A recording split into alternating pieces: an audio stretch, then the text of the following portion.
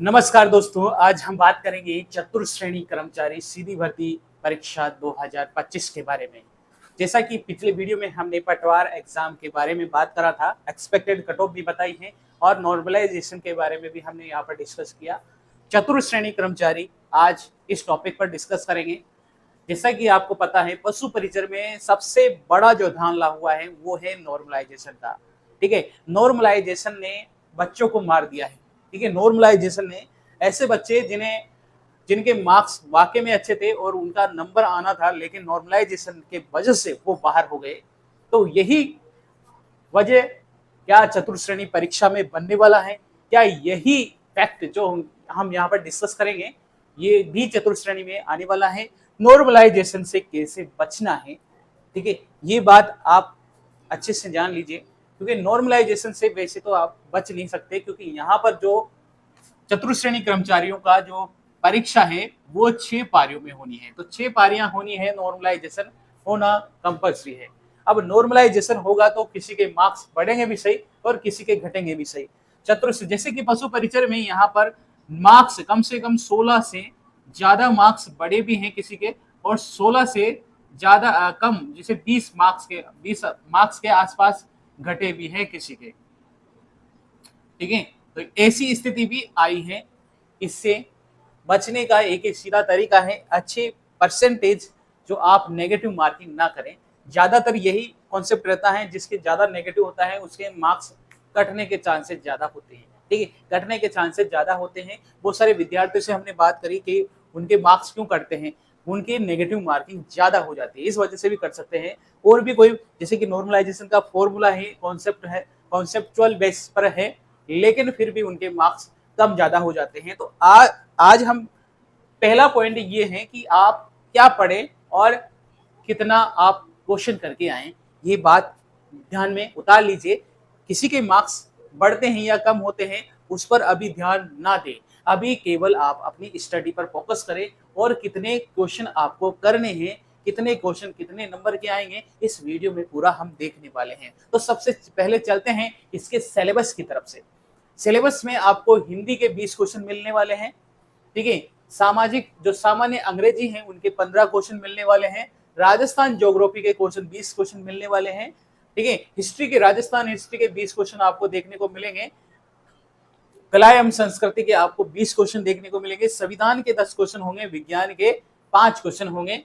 वहां पर करंट के आपके 5 क्वेश्चन होंगे, जिसमें से 5 भारत के होंगे, 5 राजस्थान से संबंधित होंगे। कंप्यूटर के 5 क्वेश्चन आएंगे, 15 क्वेश्चन आपके मैथ्स आएंगे।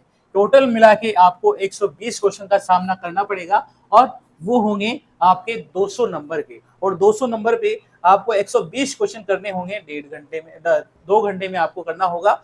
एक क्वेश्चन का मार्क्स देखें तो 1.67 बनता है। ठीक है, 1.66 बनता है, राउंड फिगर में 1.67। ठीक है, अब नॉर्मलाइजेशन की बात करते हैं। पहले इसी को डिस्कस कर लेते हैं कि कौन कौन से आपको क्वेश्चन ज्यादातर पढ़ने होंगे लास्ट टाइम में, क्योंकि अब लास्ट टाइम है और आपके पेपर भी बहुत नजदीक है, 19 से 21 फरवरी। ठीक है, आपको कुल मिलाकर यहाँ पर 15 से 20 दिन आपको बचे हैं। 15 दिन आप मेन मान के चलिए, 15 दिन आपको फाइनली बचे हैं। नेगेटिव मार्किंग यहाँ पर 1/3 है, यानी कि 0.33 यहाँ पर नेगेटिव मार्किंग है। अब यहाँ पर बात कर लेते हैं कि आप कितने क्वेश्चन कर सकते हैं। जैसा कि आपको पता है, पशु परिचर में भी कितनी कट ऑफ गई थी, 130-35 तक कट ऑफ चली गई। अब इतनी कट ऑफ जाने के बावजूद भी विद्यार्थी की जो रैंकिंग है, आपने देखा होगा जो लिस्ट निकाली गई थी, उसमें जिन विद्यार्थियों के 115 नंबर थे, उनके भी उस लिस्ट में नाम नहीं थे, उनके भी लिस्ट में नंबर नहीं थे, उनका भी नंबर नहीं आया था, पता है आपको। तो यहाँ नहीं कि मिलाकर आपको 100-150 में से 105-15 वाले का नंबर नहीं है।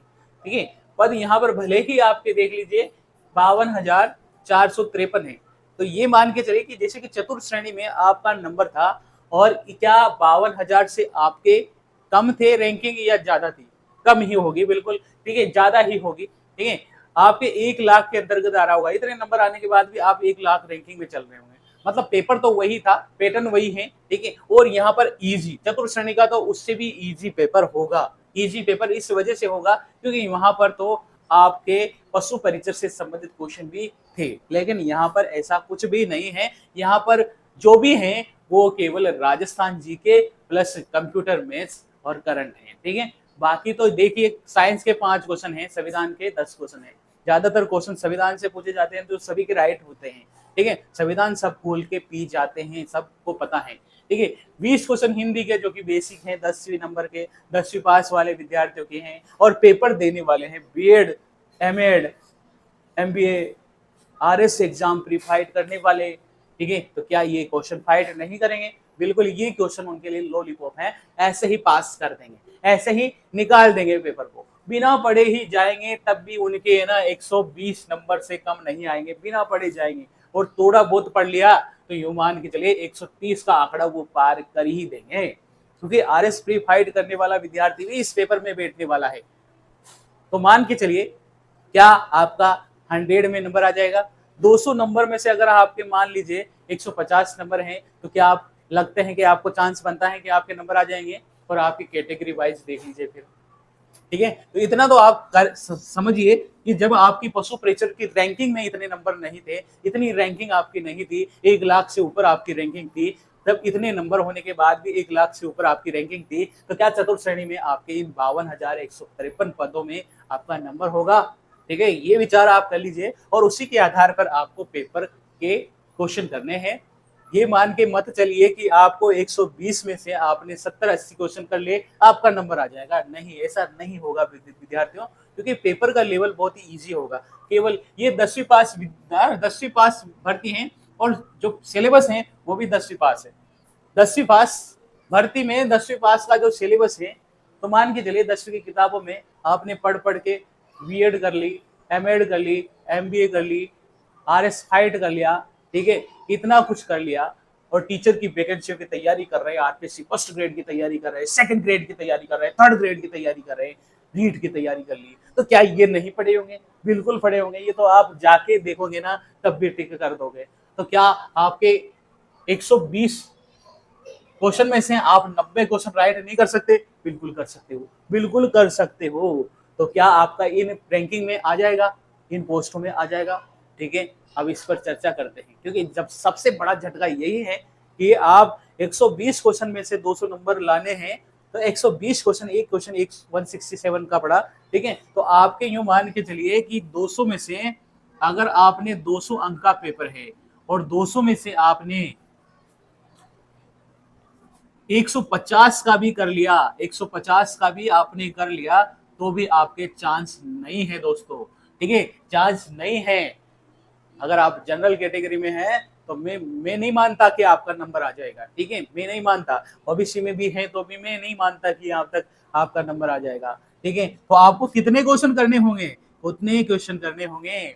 आपके 120 में से, आपके 120 में से 105 प्लस राइट होंगे, तभी आपका चांस बनेगा। 105 प्लस होंगे, कम नहीं दोस्तों, 105 प्लस होंगे तभी आपका नंबर आएगा।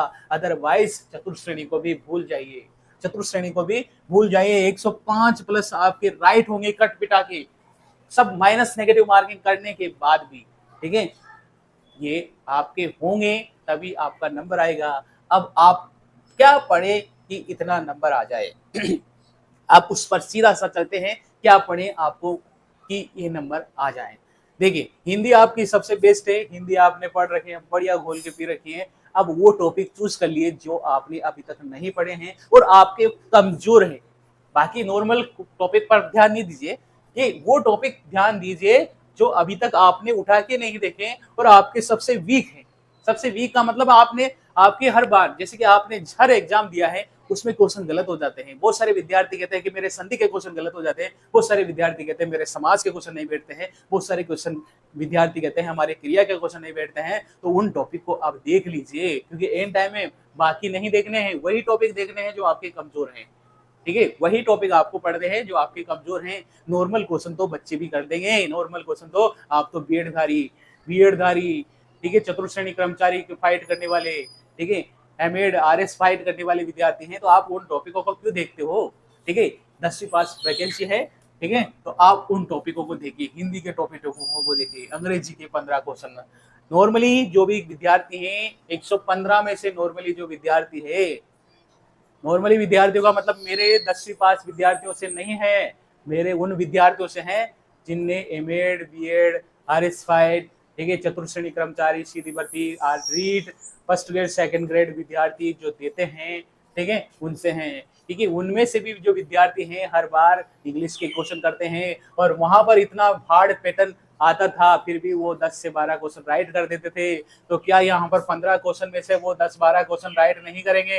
बिल्कुल करेंगे। ठीक है, 112 क्वेश्चन तो उनके कंफर्म मान के चलिए राइट है, तो आपको इतने क्वेश्चन तो आपको करने ही होंगे वहां पर। ठीक है, बात करते हैं ज्योग्राफी के, तो बात कीजिए ज्योग्राफी की। तो अधिकतर ज्योग्राफी जिन विद्यार्थियों की हिस्ट्री कल्चर है 60 में से 60 ला सकते हैं, ऐसे विद्यार्थी पढ़े हैं बहुत सारे जो 60 में से 60 फाइट कर सकते हैं। ठीक है, जिन्होंने जिसका क्वेश्चन बुक में है और जो अदर क्वेश्चन नहीं है, जो पढ़ा लिखा क्वेश्चन है, बिल्कुल वो 60 में से 60 गया। ठीक है, गया, उन्होंने आ गया उनके नंबर, उन्होंने कर दिया ये क्वेश्चन पेपर। ठीक है, राजस्थान ज्योग्राफी, हिस्ट्री, कल्चर सबके बैठ जाते हैं बढ़िया से बढ़िया। ठीक है, कोई क्वेश्चन मान लीजिए अदरवाइज एक क्वेश्चन जैसा आ गया है जो उन्होंने कभी नहीं पढ़ा, जो नॉर्मलाइज सभी के लिए बराबर होगा, उन्हीं क्या कट सकता है मार्क्स, अदरवाइज नहीं कटेगा। जैसे मान लीजिए करंट का कोई ज्योग्राफी का क्वेश्चन आ गया तो वो कट सकता है। ठीक है, कि वो विद्यार्थी से छूट सकता है पढ़ने से, बाकी तो कोई नहीं, कि यहाँ पर नॉर्मल टॉपिक है ये, इजी तरीके से कर देगा। ठीक है, संविधान के आपके बैठ जाएंगे पूरे।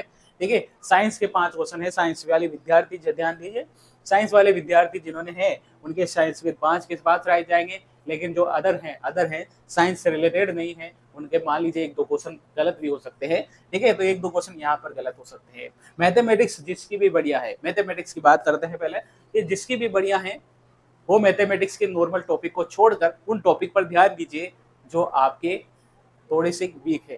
ठीक है, जैसे कि क्षेत्रमिति से आपके फॉर्मूले याद नहीं रहते, कभी कभी फॉर्मूले से गलत हो जाते हैं। ठीक है, जैसे कि मान लीजिए कंपाउंड इंटरेस्ट निकालने में दिक्कत आती है, कोई क्वेश्चन ऐसा आ जाए लॉन्ग क्वेश्चन जो कंपाउंड इंटरेस्ट से है और नॉर्मल क्वेश्चन नहीं आया है, जो उनके गलत होगा और आपके सही होगा, तो इसलिए कंपाउंड इंटरेस्ट को अंदर से पढ़ लीजिए। ठीक है, कभी जो नाव वाले टॉपिक हैं, ठीक है, या फिर नल वाले टॉपिक है, ठीक है, वो बिल्कुल जो ऐसे टॉपिक हैं क्षेत्रफल वाले, ठीक है, एरिया वाले, ऐसे टॉपिक है जो आपके हार्ड है, वीक है।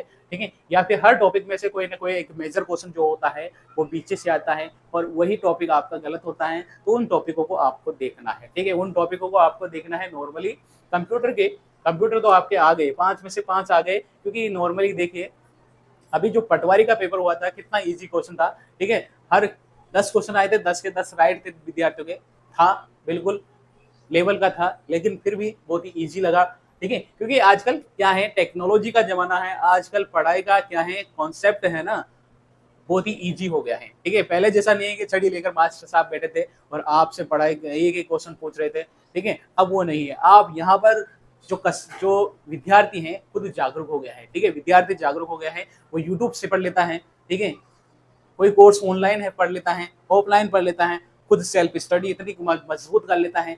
तो नॉर्मल क्वेश्चन उनको पता है कि अब नौकरी लगना है, तो इजी इजी पढ़ाई से अब काम नहीं है, अब तो क्या है घोल के पी जाना है, तभी जाके अपना काम होगा। तो ये अब पैटर्न हो गया है। तो विद्यार्थी चाहे कितना भी टफ से टफ पेपर बना दे तब भी उनका हो जाता है। हाँ, मानते हैं जैसे कि अभी फर्स्ट ग्रेड का पेपर आया था। ठीक है, अब फर्स्ट ग्रेड का जो जीके का पेपर था सबके होश उड़ गए थे। ठीक है, उनको क्या लगा था, पहले होश नहीं उड़े थे, उनको क्या लगा था कि पेपर जो पहले चल रहा है पैटर्न उसी के अकॉर्डिंग आएगा, लेकिन नया पैटर्न बढ़ा दिया और सभी विद्यार्थियों के होश उड़ गए। तो चतुर्थ श्रेणी में ऐसा बात नहीं है, 10वीं पास वैकेंसी है, इतना हार्ड पेपर नहीं आएगा। बस हाँ, जो करंट वैकेंसी बात करें, करंट के क्वेश्चन एक सारे के सारे करंट खोल के पी रहे हैं विद्यार्थी, सभी रोज ना डेली करंट देख रहे हैं, यूट्यूब से करंट देख रहे हैं, बहुत सारी बुक्स भी परचेज कर रखी है। तो 10 में से यूं मान के चलिए 6-7 क्वेश्चन तो वो भी राइट निकाल देंगे। तो ये नॉर्मली पेपर का जो पैटर्न है, आपको क्या करना है, 120 में से 105 प्लस तो क्वेश्चन करने ही होंगे दोस्तों, क्योंकि जनरल की कट ऑफ इससे कम तो जाने वाली नहीं है, ओबीसी की कट ऑफ इससे ज्यादा जाने वाली नहीं है। ठीक है, कट ऑफ जाएगी लेकिन दोस्तों 110 से और आपके 90 के बीच में ही जाएगी। ठीक है, 110 से 190, एक क्वेश्चन की बात करें अपन, क्वेश्चन की बात करें तो इतनी तो कट ऑफ जाएगी हुई। ठीक है, इस पेपर की। अब बहुत सारे विद्यार्थी कह रहे हैं इतनी सारी पोस्ट है, पोस्ट कितनी है उस पर डिपेंड नहीं है, पोस्ट कितनी है, पेपर का लेवल कितना आने वाला है वो देखते हैं। पेपर का लेवल देखिए, 10वीं पास वैकेंसी है और चतुर्थ श्रेणी भी 10वीं पास थी कि नहीं थी, उसमें आपकी रैंकिंग कौन सी थी, कौन सी रैंकिंग थी, तो फिर यहाँ पर देखिए, वहां तो आपको पशु परिचर के क्वेश्चन भी करने थे, वो जो एक्स्ट्रा जिनको आपको कभी पढ़ा नहीं जिंदगी में, वो क्वेश्चन पढ़ के गए, तब भी इतनी कट ऑफ चली गई। ठीक है, तो क्या यहाँ पर इतनी कट ऑफ तो बनती है। ठीक है, और इतना पेपर का लेवल बढ़ना है। ठीक है, तो आप, अब मैं आपको कंफ्यूज नहीं कर रहा दोस्तों, आप खुद सोच के चलिए क्या ये जो मैं बता रहा हूँ वाकई में सही है। आपकी नज़र में क्या है, कमेंट सेक्शन पर आप कमेंट कर सकते हैं। और जो विद्यार्थी मुझसे संतुष्ट हैं, वो लाइक और शेयर करना है वीडियो को। चैनल अभी तक जिसने भी सब्सक्राइब नहीं किया है, सब्सक्राइब कर लीजिए, बेल आइकन प्रेस कर लीजिए, ताकि आने वाली वीडियो की नोटिफिकेशन आपको मिल जाए। थैंक यू, धन्यवाद, जय हिंद, जय भारत। ठीक है, नॉर्मलाइजेशन से बचना है तो आपको ज़्यादा नंबर लाने होंगे। ठीक है, कि कम हो जाए तब भी आप बेनिफिट में रहे। Thank you.